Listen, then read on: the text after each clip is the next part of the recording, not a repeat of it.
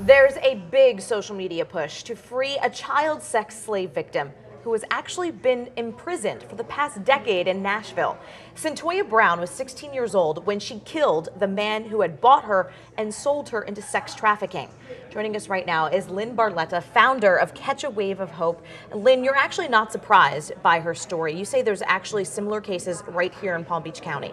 I am not surprised, Stephanie, and in fact there's a tremendous amazing amount of children who are in our juvenile justice system who have been trafficked, who have felony charges. For the last 2 years, I've been working in a local juvenile justice facility and been working with the girls there ages 13 to 19. They've been trafficked by gangs and pimps. Think about that for a minute, what it would mean to be trafficked by gang. And they are forced to do things. They live in a state of slavery. The average lifespan of a child in this type of lifestyle is only 8 years. They die of brutal beatings or disease.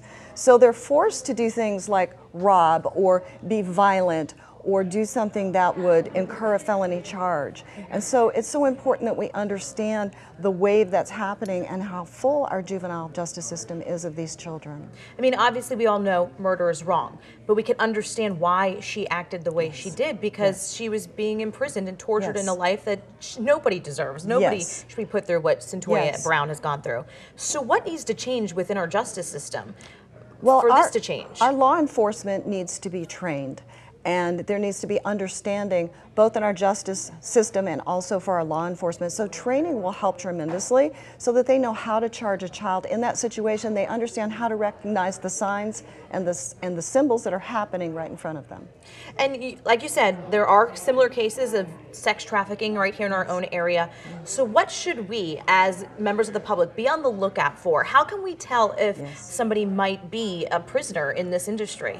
To be very aware and understanding that sex trafficking is hidden in plain sight right in front of us. And so here are some of the signs to recognize a child that might be trafficked. There's a despondency about them, they're ashamed, they look down, they're not able to look you in the eye. There's a change in behavior. If you know someone and see a change in behavior, they're detaching from their friends. Maybe there's suddenly an older boyfriend in their life. Tattoos are also a new way to begin to recognize. There might be dollar signs tattooed, there might be a barcode tattooed on them. They might say property of and have a person's name. And so these are just some of the things to look for. 2 cell phones, sudden appearance of jewelry and gifts.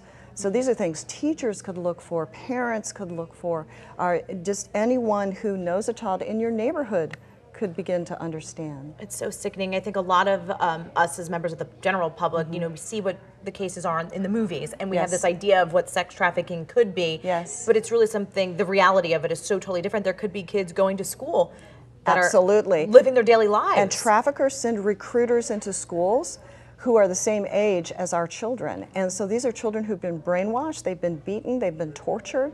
And so they go in and they recruit other children. Our own children are at risk, our children, our grandchildren. So it's so important to understand this isn't something happening in another country.